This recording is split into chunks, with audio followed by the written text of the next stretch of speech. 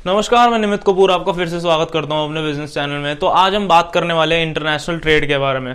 तो हाल ही में सारी कंट्रीज बहुत ज़्यादा फोकस कर रही हैं ग्लोबलाइजेशन पे।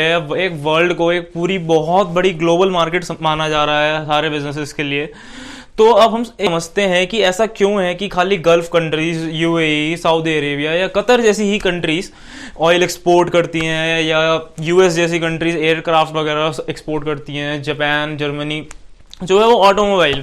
और ऐसा क्यों है कि ब्राजील ही कॉफी का सबसे बड़ा प्रोड्यूसर है। तो जाहिर सी बात है, ऐसा इसलिए है कि जो कि वहां पे जो राइट रिसोर्सेज हैं वो अवेलेबल है, वहाँ की टेक्नोलॉजी उस चीज़ को सपोर्ट करती है, वहाँ के जो रिसोर्सेज हैं, वहाँ की मैन पावर, वहाँ का क्लाइमेट और वहाँ की मैन पावर वैसी स्किल्ड है, वहाँ की ट्रेनिंग उनको ऐसी मिली है कि वो उस प्रोडक्ट में वो स्पेशलाइज कर गए हैं, इसलिए वो उसको एक्सपोर्ट कर पा रहे हैं। तो एक बात यहाँ समझते हैं कि कोई भी कंट्री सेल्फ सफिशिएंट नहीं हो सकता, हर कंट्री के पास सारी रिसोर्सेज नहीं हो सकते।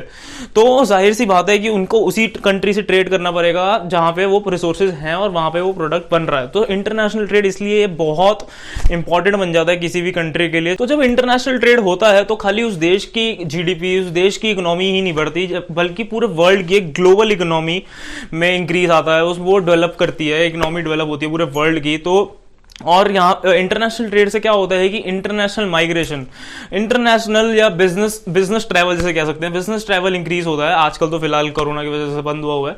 और ट्रांसपोर्टेशन में हर कंट्री बहुत ज़्यादा इन्वेस्ट करती है, अपने ट्रेड इंफ्रास्ट्रक्चर को डेवलप करने में बहुत इन्वेस्ट करती है।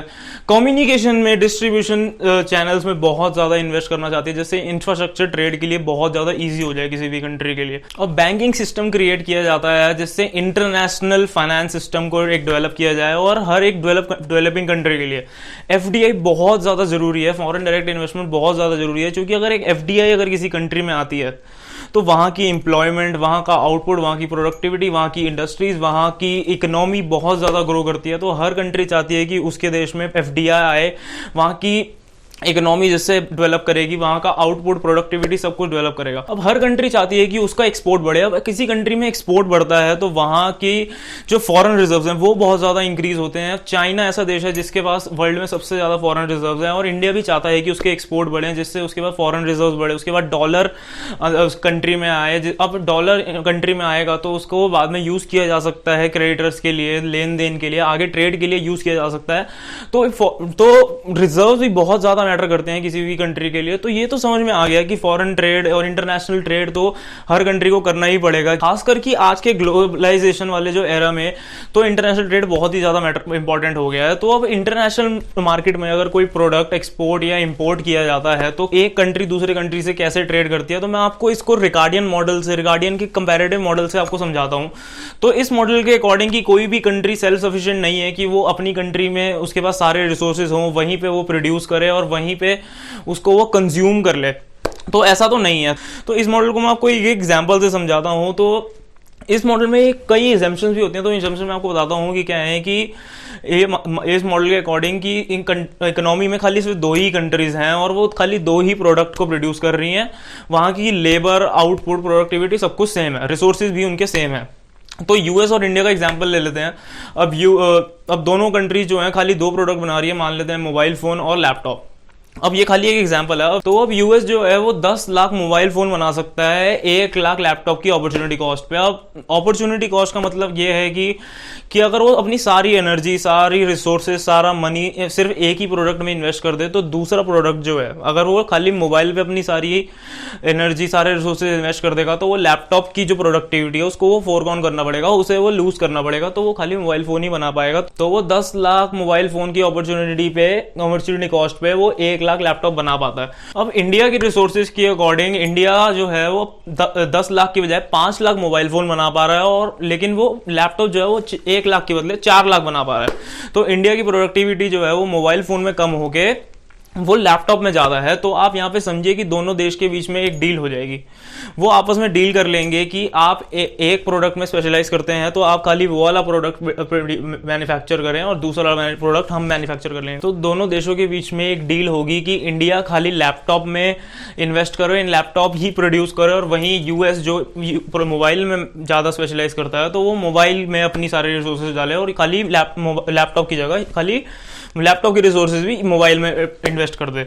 तो अब जो इंडिया 5 लाख जो मोबाइल फोन बना रहा था उसको वो अपॉर्चुनिटी कॉस्ट मान लेगा, उसे वो नहीं बनाएगा, वो अपनी जो उस मोबाइल के रिसोर्सेज हैं वो भी वो अब लैपटॉप बनाने में लगा देगा, जो कि वो पहले 4 लाख बना रहा था। अगर वो मोबाइल के 5 लाख मोबाइल के रिसोर्सेज वो अगर लैपटॉप में लगाएगा तो वो लैपटॉप जो है वो उसकी प्रोडक्टिविटी 8 लाख तक पहुंच जाएगी। तो वहीं अब समझिए अब यूएस क्या करेगा कि उसकी प्रोडक्टिविटी जैसे मोबाइल फोन में जा रही थी, वो 10 लाख मोबाइल फोन बना पा रहा था 1 लाख लैपटॉप की अपॉर्चुनिटी पे। तो आप समझिए कि वो लैपटॉप की अपॉर्चुनिटी वो लॉस कर देगा और वो 10 अपनी जो रिसोर्सेज हैं वो 10 लाख मोबाइल फोन पे ज्यादा इन्वेस्ट करेगा, तो वो प्रोडक्टिविटी 20 लाख मोबाइल फोन हो जाएगी। तो अब आप समझिए कि जो यहाँ पे जो गेन ऑफ ट्रेड हुआ है, जहाँ पे जो प्रोडक्टिविटी इंक्रीज हुई है, जो मोबाइल की जो पहले टोटल प्रोडक्टिविटी थी वो थी 15 लाख, अब वो बढ़ के हो गई है 20 लाख। वहीं लैपटॉप की प्रोडक्टिविटी जो पहले 5 लाख थी अब वो हो गई है 8 लाख। तो गेन ऑफ ट्रेड यहाँ पे जो हुआ है वो हुआ है 3 लाख लैपटॉप एक्स्ट्रा बने हैं और वहीं मोबाइल फोन 5 लाख एक्स्ट्रा बने हैं। तो आप यहाँ पे समझ सकते हैं कि डेल का कितना फायदा हुआ है, कि एक ही प्रोडक्ट में स्पेशलाइज करने का क्या फायदा हुआ है। अब जाहिर सी बात है आउटपुट अगर इंक्रीज हुआ है तो जीडीपी भी इंक्रीज हुई होगी, तो रिसोर्सेज का आप समझ सकते हैं यहाँ पे ऑप्टिमम यूटिलाइजेशन हुआ है। जो पहले प्रोडक्टिविटी कम थी उसे इंक्रीज किया जा सका है। तो हर कंट्री चाहती है कि वो किसी प्रोडक्ट में स्पेशलाइज कर ले, तो बाद में अगर उसे किसी कंट्री के साथ इंपोर्ट करना पड़े कोई प्रोडक्ट तो वो गेन ऑफ ट्रेड जैसे यहाँ पे जैसे यूएस ने अपनी सारी रिसोर्सेज को मोबाइल फोन पे इन्वेस्ट कर दिया, वैसे ही इंडिया ने अपनी सारी रिसोर्सेज को लैपटॉप पे इन्वेस्ट कर दिया, तो उससे प्रोडक्टिविटी आउटपुट अपने आप ही इंक्रीज कर गया। तो अब हर कंट्री के अकॉर्डिंग ये वेरी कर सकता है। अब हर कंट्री की रिसोर्सेज, उसकी क्लाइमेट, उसकी टेक्नोलॉजी, उसकी मैन पावर किस चीज में ट्रेंड है, वो कैसी है, स्किल्ड है या अनस्किल्ड है, वहां के टेक्नोलॉजी कैसी है और वहां के रॉ मटेरियल क्या है। तो हमें ये तो समझ में आ गया कि कंपैरेटिव एडवांटेज का तो ये तो एडवांटेज है, ये कंपैरेटिव एडवांटेज तो है ट्रेड करने के लिए। तो आप समझते हैं कि इसकी डिसएडवांटेज क्या हो सकती है। अब डिसएडवांटेज यहाँ पे एक ये हो सकती है कि आपने अगर ट्रेड में तो गेन ले लिया, लेकिन आप समझिए कि जहां पे वो जिस फैक्ट्री में वो सामान बना है, वो मैन्युफैक्चर हुआ है, उससे जहां पे उसको एक्सपोर्ट करना है, उसकी दूरी इतनी ज्यादा है, उसकी लॉजिस्टिक कॉस्ट इतनी ज्यादा है, उसकी ट्रांसपोर्टेशन, उसकी स्टोरेज की कॉस्ट इतनी ज्यादा है कि जितना आपने ट्रेड में गेन किया था वो आपने लॉजिस्टिक्स कॉस्ट में ही लूज कर दिया। तो यहाँ पे उससे आपको लॉस भी हो सकता है, या हो सकता है वो आपको पहले जितना ही पड़ जाए। तो इसमें एक ये चीज हो सकती है। और दूसरी चीज यहाँ पे हो सकती है कि कभी कभार गवर्नमेंट आप इस प्रोडक्ट पे रिस्ट्रिक्शंस या कॉम्प्लायंसेस इंक्रीज कर दे, तो जिससे वो बहुत ज्यादा प्रॉब्लम क्रिएट हो जाएगी आपको बाद में क्लियरेंसेस मिलने पे। और तीसरा यहाँ पे कह सकते हैं कि टेक्नोलॉजी आजकल इतनी ज्यादा एडवांस हो गई है, मैन पावर बहुत ज्यादा स्किल्ड हो गई है कि वो खुद ही प्रोडक्ट को सीख लिया, उसकी टेक्नोलॉजी सीख लिया और खुद ही अडेप्ट करके उसे वैसे ही प्रोडक्टिविटी जैसे दूसरी कंट्री में बन रहा है एफिशिएंटली, वो खुद ही बना ली।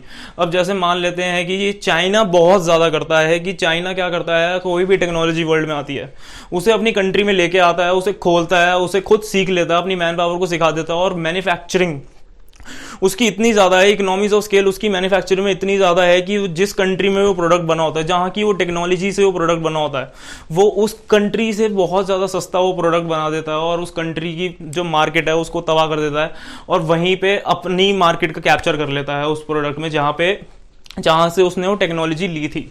तो आप समझ सकते हैं कि ये एक डिसएडवांटेज हो सकता है। ये बहुत ही ज्यादा डायनामिक है कि अगर मान ले इसी जैसे मैंने पहले एग्जांपल दिया है इंडिया और यूएस में, अगर इंडिया जो है अपनी रिसोर्सेज में इन्वेस्ट कर दे, मैन पावर में, टेक्नोलॉजी में, रॉ मटेरियल सस्ता ले आए, इकोनॉमीज ऑफ स्केल बिल्ड कर दे, तो वो मोबाइल फोन में आगे चल के हो सकता है यूएस से ज्यादा एफिशिएंट हो जाए, या अब यूएस ऐसा कर ले कि वो लैपटॉप में ज्यादा एफिशिएंट हो जाए। तो ये बहुत ज्यादा डायनामिक हो सकता है। तो उम्मीद करता हूँ आपको मेरी आज की वीडियो बहुत पसंद आई होगी। अगर आपको ऐसी वीडियोस, इकोनॉमी बेस्ड वीडियोस आपको पसंद आती हैं तो आप वीडियो को लाइक जरूर करें, जिससे मेरे को पता चलता रहेगा कि मेरे को आगे आने वाले टॉपिक्स पे ऐसी ही वीडियोस बनानी है। और वीडियो को शेयर करें और चैनल को सब्सक्राइब कर लें, जिससे आपसे ऐसी वीडियोस मिस ना हो जाएं। और लास्ट तक वीडियो देखने के लिए आपका बहुत बहुत धन्यवाद।